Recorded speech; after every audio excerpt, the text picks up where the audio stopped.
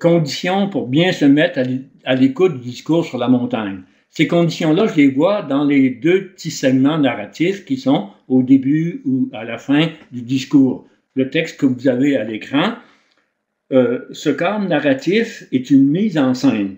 Il situe le discours de Jésus sur la montagne, avec l'article défini, bien qu'il n'y ait eu aucune localisation géographique ni nom donné à cette montagne.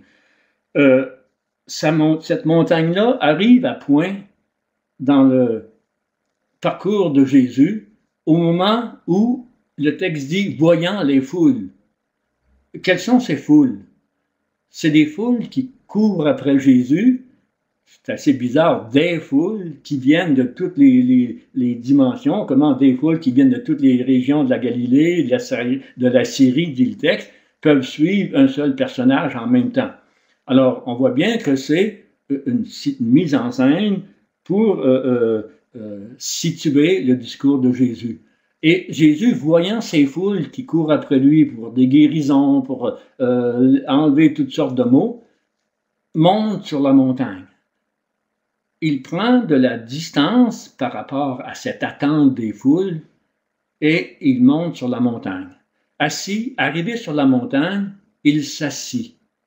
Ses disciples s'approchent de lui. Il prend la position du maître.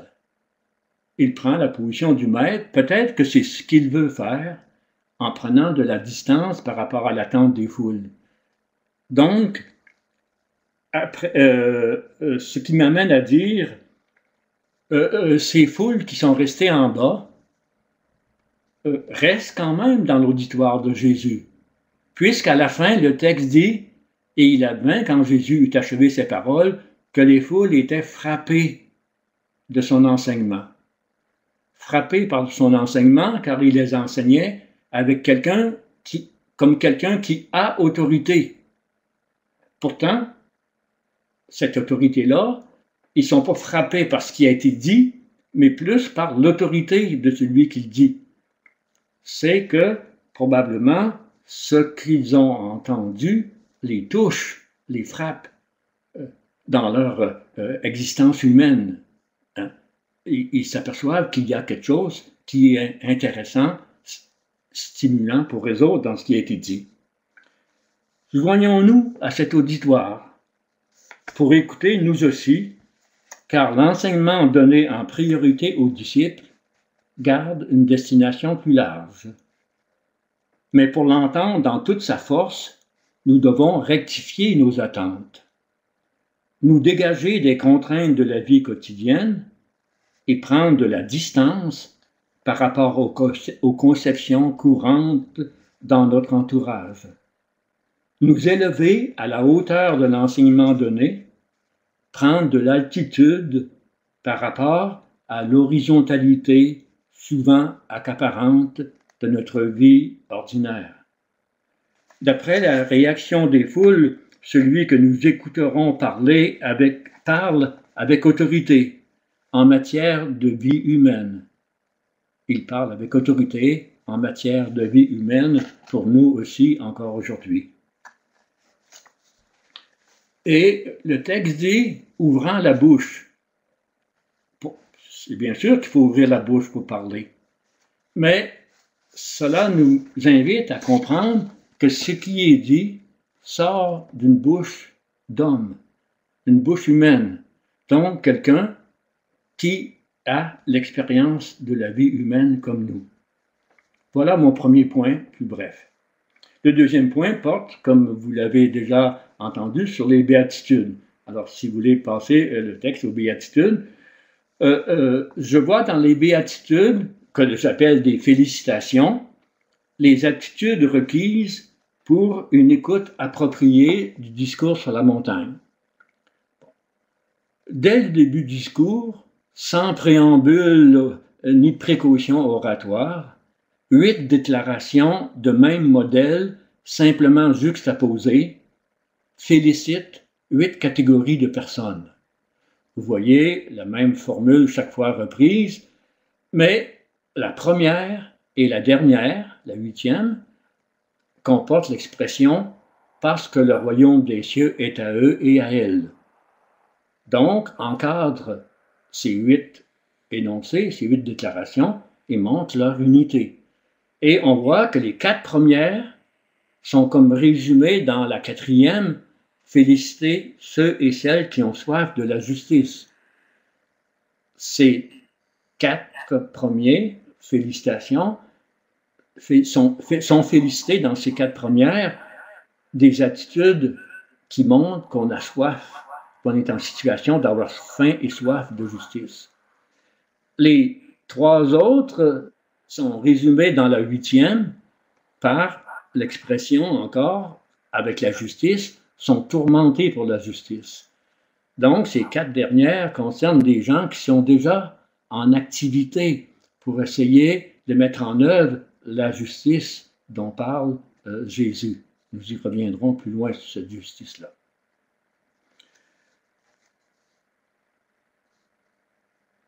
Or, les divers groupes, j'entreprends donc sur ces béatitudes. Elles sont introduites par la formule heureux les, que nous traduisons par heureux, makarioi oi. Bon. Moi, je préfère traduire par féliciter, même si ça sonne un peu mal en français. On dit mes félicitations à ceux, mais disons, pourquoi j'emploie le terme félicitations? C'est que, me semble que l'appellation béatitude ou heureux les donne l'impression que c'est des promesses de bonheur. On promet le bonheur à ceux qui sont dans ces... Comme si, étant dans ces situations, on leur prenait un bonheur pour plus tard. Moi, je pense que en disant féliciter, ça dit que ces gens-là sont félicités pour les situations dans lesquelles ils sont maintenant. Ils sont félicités parce qu'ils sont jugés dans une situation favorable. C'est sûr que ce n'est pas favorable du point de vue du monde extérieur dans lequel nous vivons. Elles sont reconnues comme étant dans une position ou une condition de vie favorable selon d'autres points de vue, selon un autre point de vue que les points de vue qui circulent dans nos milieux. Pourquoi félicitations? Quand nous félicitons quelqu'un, nous disons qu'il est dans une position favorable. Par exemple, si nous félicitons des nouveaux mariés, nous les félicitons parce qu'ils sont dans une position favorable pour mener une vie humaine, féconde et créative. C'est bien sûr, c'est en fonction d'un autre système de valeurs que celui qui règne largement dans la vie sociale d'aujourd'hui.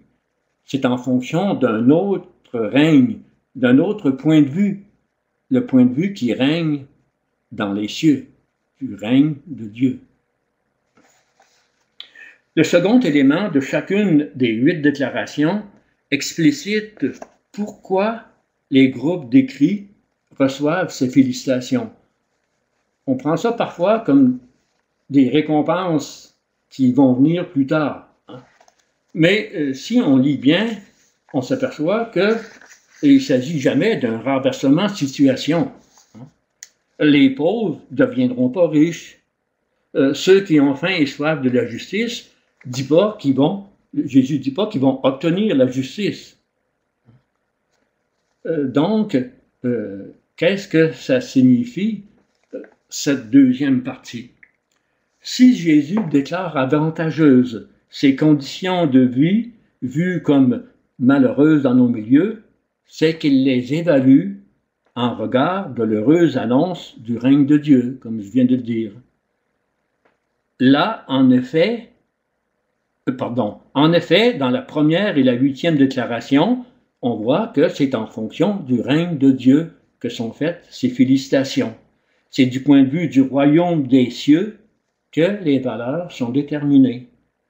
Ce royaume, c'est une image, pour moi, c'est la cour supérieure où s'établit ultimement la vraie valeur de toute vie humaine.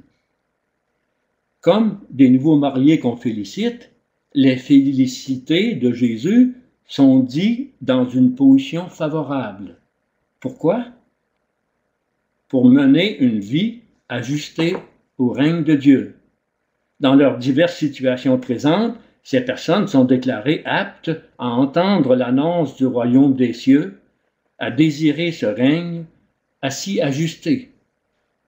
Elles sont appelées à considérer que leur apparent handicap constitue en vérité une aptitude à entrer dans le système d'évaluation en vigueur là où Dieu règne. Selon les courants et modes qui règnent dans nos milieux, dans de telles situations, nous serions défavorisés. Selon Jésus, au contraire, nous sommes plus aptes à nous ajuster. C'est le sens que je vais donner au mot justice, à nous ajuster aux valeurs du royaume, c'est-à-dire aux valeurs qui correspondent à ce que Dieu, comme Père, comme source première de vie humaine, attend de nous en tant qu'êtres humains. Accueillir le règne de Dieu, c'est donc réaliser sa vocation humaine. C'est devenir fils ou fille du Père céleste. C'est s'affilier à cet idéal humain qu'on voit le mieux réalisé en Jésus. En Jésus, ce Fils de l'homme, avec deux articles définis, le Fils de l'homme. Donc, le Fils humain par excellence. L'humain le plus affilié à ce que le Père conçoit comme idéal d'être humain. Nous allons parcourir les 8 félicitations en nous reconnaissant dans les félicitations, comme si nous étions parmi ces félicités. Sommes-nous du premier bloc? Nous serons alors félicités en vertu d'une qualité du cœur résumée par avoir soif et faim de justice. Si, première félicitation, si dans la course à la vie, nous sommes, non, on garde la même chose, si dans la course à la vie, nous sommes à bout de souffle, à bout de ressources pour vivre, au lieu d'abandonner ou de prétendre pouvoir continuer sans aide, acceptons d'être en demande. Soyons disposés à recevoir, à reconnaître notre besoin d'autrui pour vivre et grandir humainement. Le besoin d'autrui pour vivre humainement, on s'en rend compte beaucoup actuellement avec le COVID-19.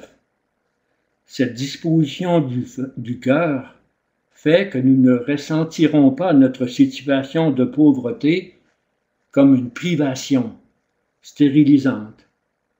Nous pourrons garder vivante une espérance ouverte sur des possibilités d'échange humainement enrichissantes. Deuxième, sommes-nous en deuil, en pleurs? C'est éprouver donc des privations affectives. Si nous subissons de tels douloureux attachements, reconnaissons que Jésus ne nous dit pas qu'ils vont cesser. Sa promesse nous invite à écarter l'enfermement dans la douleur, à faire confiance à la puissance de vie en restant ouvert à des rencontres à venir, susceptibles de développer de consolantes relations, encore imprévisibles. Si l'agent consolateur, ils seront consolés, c'est Dieu, nous devons concevoir que la consolation sera à reconnaître dans des événements. Nous aurons à les reconnaître dans des événements concrets à venir, pas nécessairement en retrouvant ce qui a été perdu.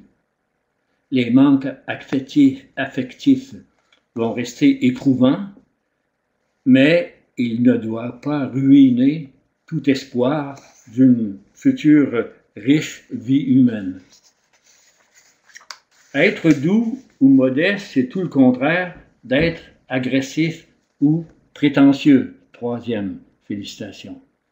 Donc, réservé, indulgent, conciliant. Si nous sommes ainsi conscients de nos propres limites, ne cherchant pas à nous imposer, la promesse qui nous est faite est assez paradoxale.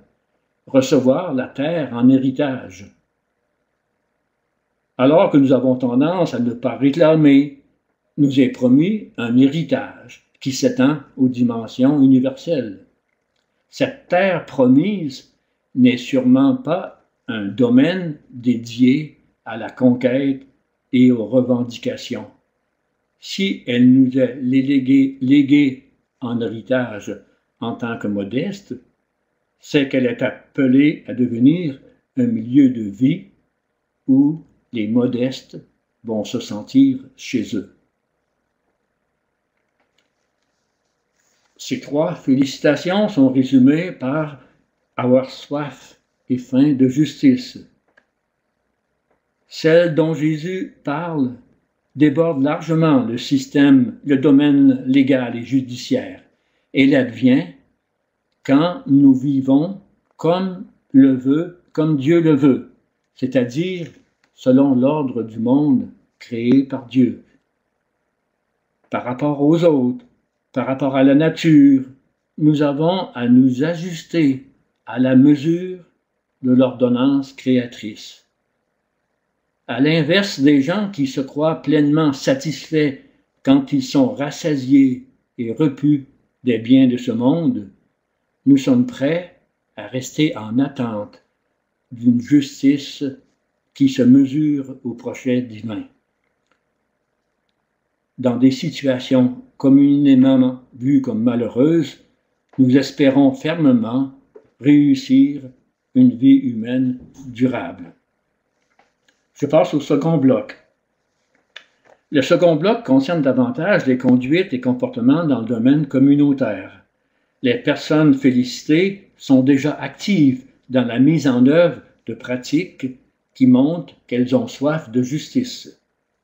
Si nous sommes parmi les compatissants, nous sommes conscients de notre propre état concret de misère et de souffrance. Ne cherchant ni revanche ni compensation, nous nous ouvrons à la misère des autres. Marqués par du manque, et peut-être grâce à cela, nous aurons tendance à compatir aux déficiences d'autrui.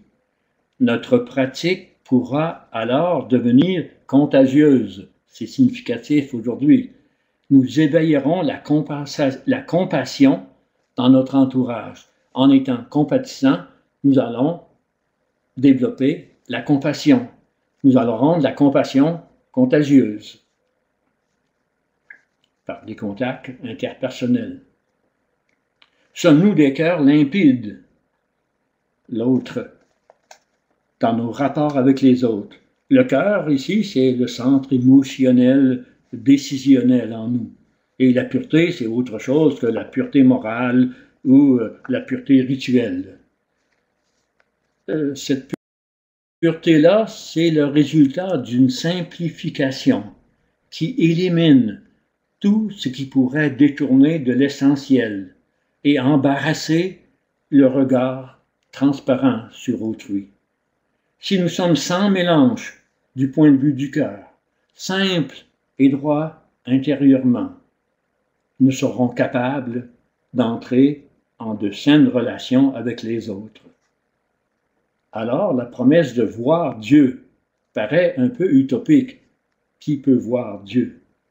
Mais si notre voir est celui d'un cœur purifié de tout brouillage dans la perception des autres, alors de vraies rencontres humaines centrées sur l'essentiel deviennent possibles. Ainsi, simplifiés et droits, nous serons en connivence avec Dieu, donc aptes à le voir dans les rapports humains auxquels nous serons mêlés, c'est-à-dire à voir ce qui relève vraiment du règne divin.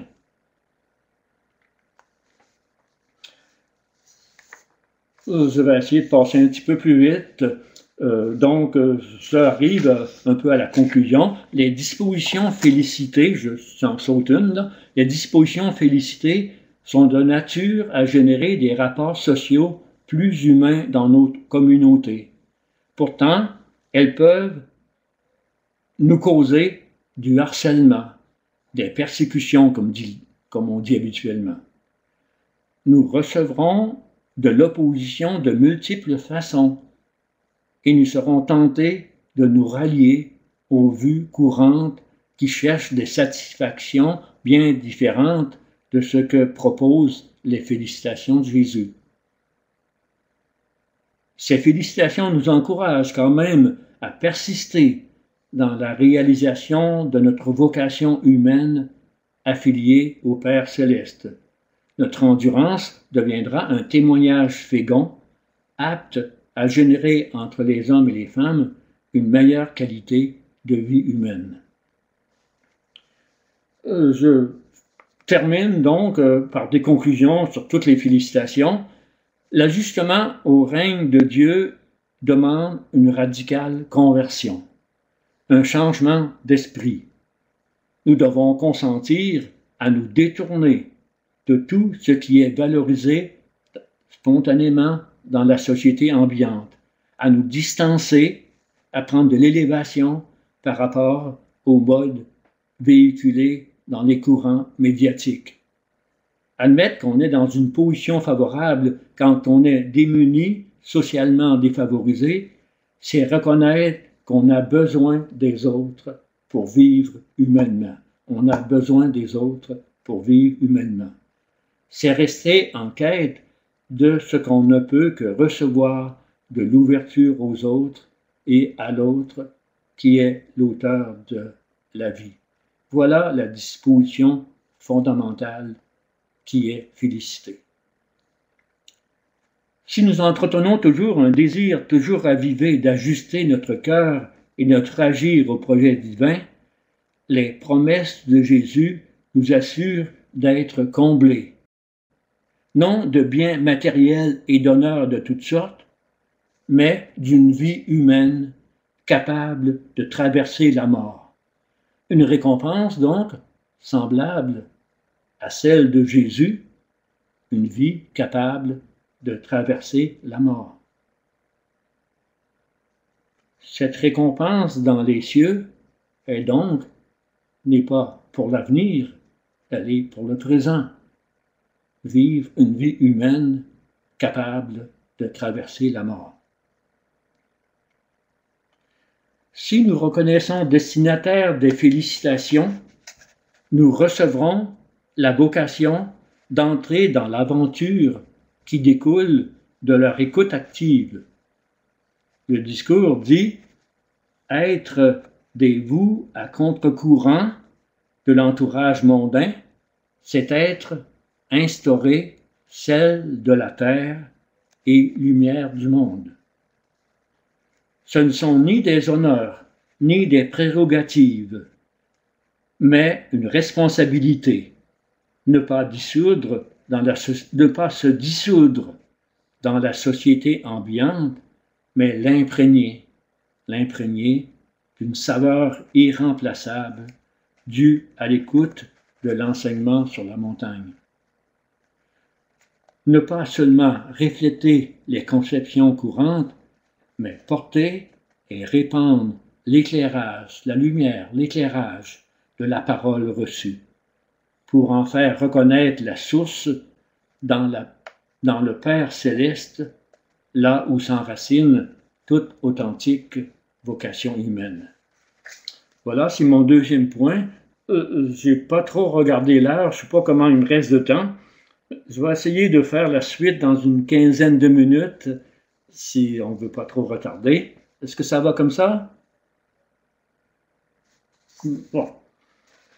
Mon troisième point, de la vie réglée par la foi au vivre en filiation. Les félicitations signalent déjà, alors on va changer de texte. Alors, mon troisième point va porter sur la grande séquence des 6 instructions sur la justice surabondante. Ces 6 instructions sont construites sur le modèle que vous avez devant les yeux. D'une part, vous avez entendu qu'il a été dit aux ancêtres. D'autre part, confronté avec « Eh bien moi, je vous dis ». Vous avez entendu qu'il a été dit « Eh bien moi, je vous dis ». La tradition juive comprend que la reconnaissance de la volonté divine réside dans l'observance de la Torah. Malheureusement, ce vénérable enseignement autorisé, donné au départ pour orienter les conduites individuelles et collectives, est maintenant coulé dans un ensemble bien structuré de commandements. La tradition ancestrale met l'accent sur le mot à mot du commandement, mais elle garde à distance la source qui l'a inspiré. Une longue chaîne de répétiteurs éloigne l'auditoire de Jésus de cette source vive. Celle-ci risque alors de rester innommée, indéfinie. Ce n'est plus la parole de Dieu qui est entendue dans l'écrit, mais c'est un code de loi transmis et interprété par une tradition vouée à une interprétation stricte. La justice surabondante dont parle Jésus fait appel à l'image de la justesse, de la mesure, justesse. Elle n'est pas comprise comme un commandement à pratiquer, mais comme un ajustement à ce qui est reconnu comme étant la volonté divine. Il ne s'agit pas d'être juste, il s'agit d'être ajusté à cette volonté divine, comme lorsqu'on dit qu'un vêtement est ajusté, il fait bien sur le corps qu'il enveloppe. Donc, s'ajuster à la volonté divine. Comment me comprendre? Trouver ma juste place avec les autres, dans la famille, dans la société et dans le monde, afin de réaliser ma vocation humaine. Quel est le déplacement de perspective que propose Jésus? S'il parle d'une justice en plus surabondante, c'est qu'il voit du manque dans la justice mesurée à l'observance de la loi. L'en plus dont il parle n'est pas une question de quantité. Il n'ajoutera pas des prescriptions. C'est une affaire de qualité. Il transforme la manière de se référer au commandement. Il propose une parole directe qui fait entendre de manière nouvelle la voix qui parle dans l'Écriture. Remplir l'Écriture, c'est faire entendre la voix que lui-même a entendue comment devenir fils de Dieu. Faire reconnaître cette voix dans l'Écriture. Le même déplacement traverse les 6 cas pris en considération. Partant de ce qui est reçu comme un interdit ou un commandement, il va vers ce qui relie à la source de cette parole et inscrit dans la filiation au Père céleste. C'est comme ça que vont se terminer les 6 instructions en devenir parfait comme votre Père céleste est parfait. J'en ai pris 3 exemples. Je voulais en présenter 3 exemples. Je ne sais pas si j'aurai le temps de présenter les 3. Donc, je parle d'abord de ce premier ici. Vous avez entendu qu'il a été dit aux ancêtres, « Tu ne tueras point ». « Tu ne tueras pas ». Cette citation du Décalogue est suivie d'un petit commentaire. Le meurtre est passible d'un jugement devant le tribunal, l'instance locale. Jésus dit, « Eh bien moi, je vous dis, quiconque se met en colère en répondra au tribunal. » Donc, se mettre en colère est comme l'équivalent de tuer quelqu'un. Et puis, il enchaîne, et qui dira à mon frère imbécile, il en répondra devant le Sanhédrin. Et qui lui dira fou ou renégat devant la géhenne de feu. Il y a nettement une gradation dans les instances de jugement. Donc, une gradation dans l'importance de la faute.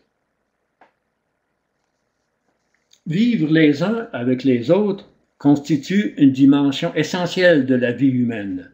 L'interdit d'éliminer la vie d'un autre humain fonde donc la vie sociale.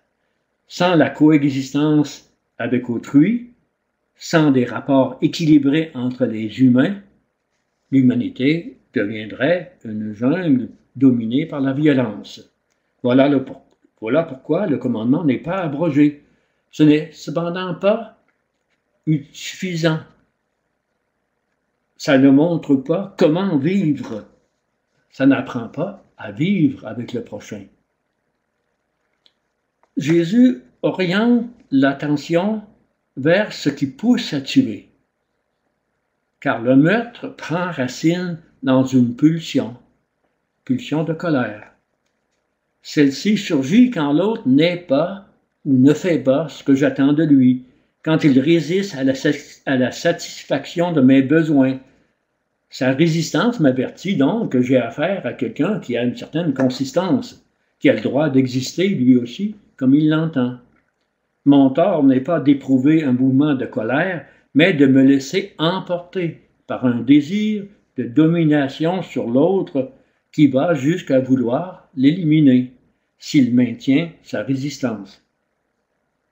Je devrais plutôt me servir de mon ressentiment comme avertisseur pour désamorcer la pulsion meurtrière qui m'anime et chercher un mode de coexistence avec l'autre. Cela ne peut se faire que par des rencontres dans la parole, comme le montre la fin de ce texte. Va d'abord te réconcilier avec ton frère. Les insultes et les injures mettent fin au dialogue. Elles nient qu'il y ait du bon chez l'interlocuteur. Sans cervelle, insensé, impie. Elles lui coupent la parole en déniant sa capacité de répondre avec intelligence.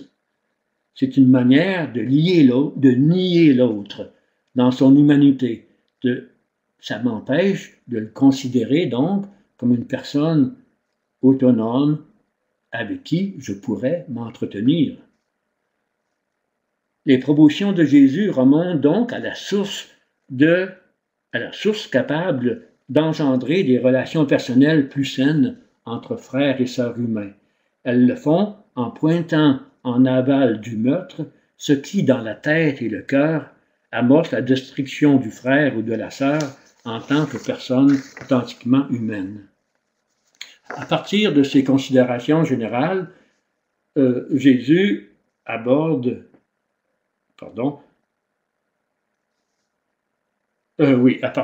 il apporte un cas particulier. Quand tu présentes ton offrande à l'autel.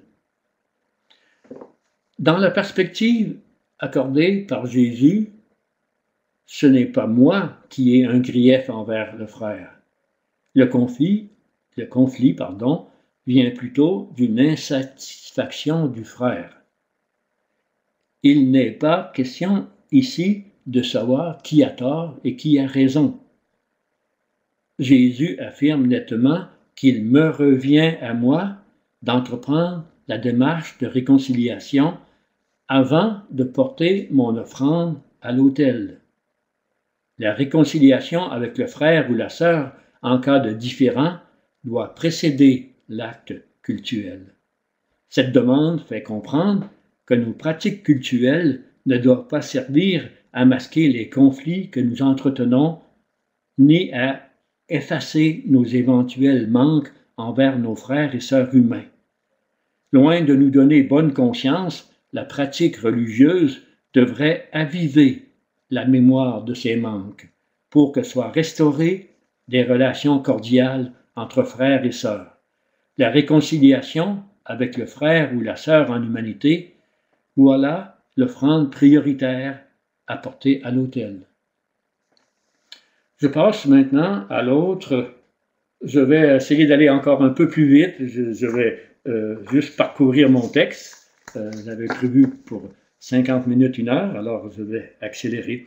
Alors, passer à l'autre, entretenir ou déraciner la violence. Alors, est-ce qu'on peut passer à l'autre texte? OK. Encore là, même formule, mais ici, on est moins dans les relations interpersonnelles, on est plus dans une perspective communautaire. La première instruction se tient donc dans un univers. La première instruction, on était dans un univers où c'était plutôt la pulsion d'agressivité qui a fait les rapports. Ici, on est plutôt dans le domaine des relations interpersonnelles d'un point de vue communautaire. Le dire ancien, œil pour œil, dent pour dent, prend la forme donc d'une règle communautaire. Il prône un système social dans lequel le comportement envers autrui est régi par la règle de l'équivalence et de la réciprocité. L'exercice de la vengeance doit s'ajuster au tort subi. Ce principe vise à limiter l'excès de la violence, à contrer sa propagation. Cette règle balise la pulsion, mais ne montre pas comment vivre avec le frère. Ce que Jésus va dire, on ne doit pas prendre comme de nouveaux règlements, mais plutôt comme des sortes de paraboles pour nous faire comprendre l'enjeu derrière la relation avec l'autre. Dans les cas retenus, l'auditeur de Jésus se trouve du côté de la victime et non à la place de l'agresseur. Et on peut remarquer que, alors que dans le dire ancien, c'était œil pour œil, dent pour dent, on est dans l'ordre de l'équivalence des objets qu'on s'échange. Alors Jésus dit de ne pas tenir tête aux méchants. Donc, au lieu d'être dans la posture de se mettre au niveau des objets, il nous place au niveau des personnes. Les deux personnes ne doivent pas se confronter l'une avec l'autre. Donc, il nous renvoie à l'échange entre les personnes au niveau de ce qu'ils ont le plus élevé, la tête.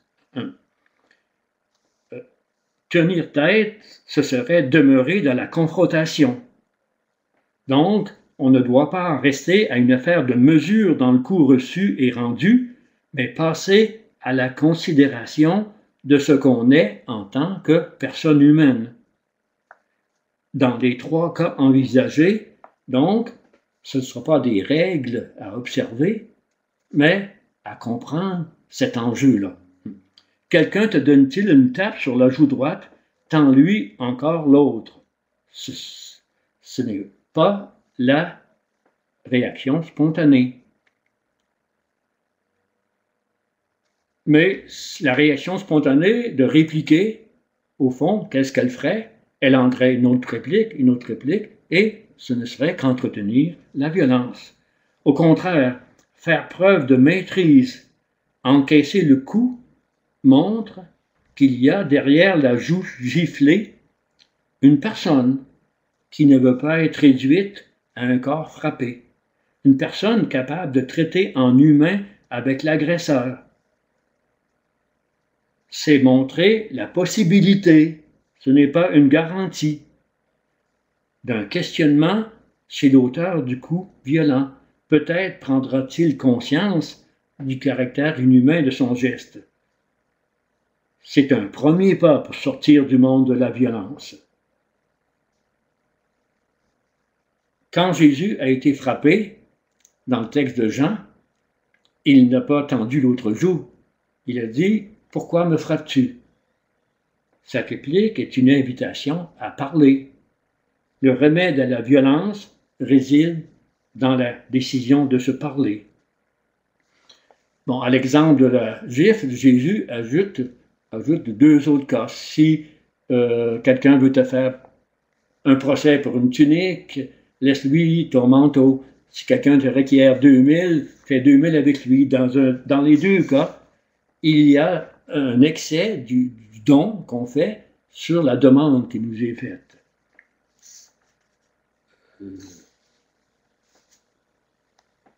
En cédant le manteau qui vaut davantage, je m'affirme comme quelqu'un qui ne s'identifie pas aux objets possédés. Dans ce corps que le manteau protège, j'atteste qu'il y a un être humain ouvert à un autre genre d'échange. De même, en parcourant plus que la distance requise, je laisse entendre que je ne fais pas juste que me soumettre à la demande de l'autre, mais je lui propose, au fond, de marcher sur la route avec lui, de devenir compagnon de route.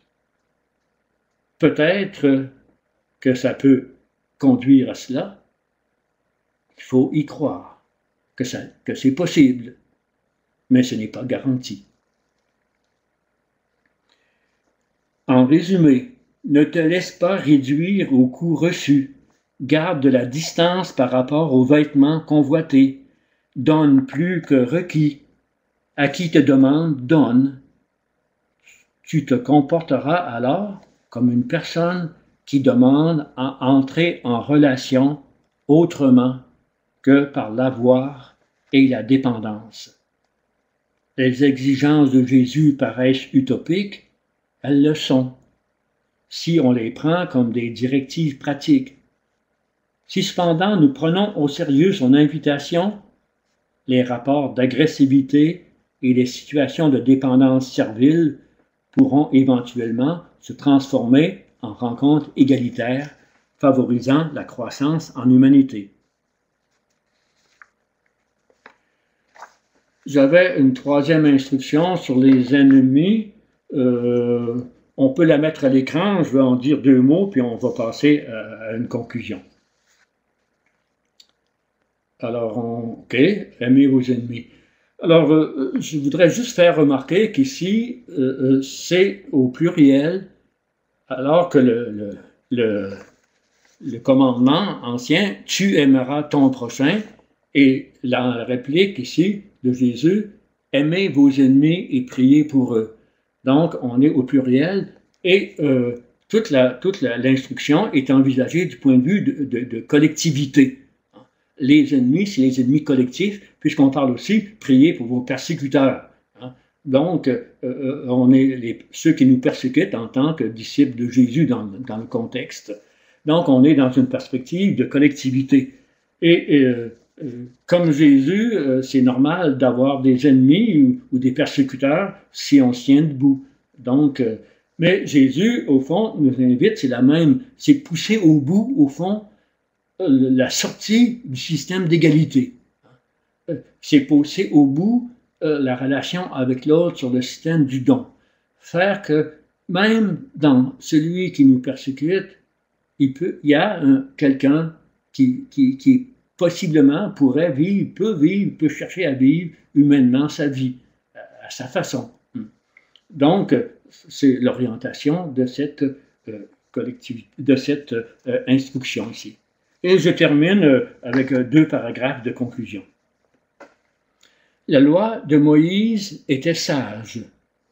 Elle prévenait contre les pulsions qui ramèneraient l'humain à l'animalité. En réglant les actions des êtres humains, elles assuraient une certaine qualité de vie et la survie de la société. Cette Torah, avec ses interdits et ses commandements, constitue donc un premier degré d'humanisation. En prenant le relais, Jésus n'ajoute pas de nouveaux commandements, interdits ou préceptes. Il nous oriente plutôt vers ce qui favorise et construit une authentique coexistence des uns avec les autres. Il nous enseigne des principes capables d'entretenir des relations humaines animées par l'ouverture à l'autre et son acceptation en vue d'une communion dans la différence. Il nous ouvre aussi la possibilité de vivre ensemble et pleinement une existence humaine authentique. Ces propositions nous engagent à devenir des femmes et des hommes en conformité avec ce que toute personne est appelée à être en tant que fils ou fille du Père céleste. Nous sommes donc invités à passer d'une conduite réglée par des principes et des interdits à un agir animé par le désir de nous investir dans des rencontres où nous nous parlons dans le respect des différences entre frères et sœurs de la grande famille humaine. Nous réaliserons ainsi notre vocation humaine, c'est-à-dire à ce que nous sommes appelés à devenir en tant que personnes affiliées à l'idéal humain tel qu'il a été conçu à sa source créatrice, à édifier une vie féconde qui dépasse ce qui est déterminé par des règlements, à réfréner l'envie de possession et le désir de domination, à reconnaître qu'on a besoin des autres, C'est pas facile de reconnaître qu'on a besoin des autres, pour développer des relations fraternelles de l'ordre de la parole. C'est ainsi, comme dira plus loin le discours, qu'on amasse des trésors dans le ciel, c'est-à-dire, moi je pense, des valeurs impérissables en cette vie, des valeurs impérissables qui vont durer au-delà de notre existence biologique. Merci.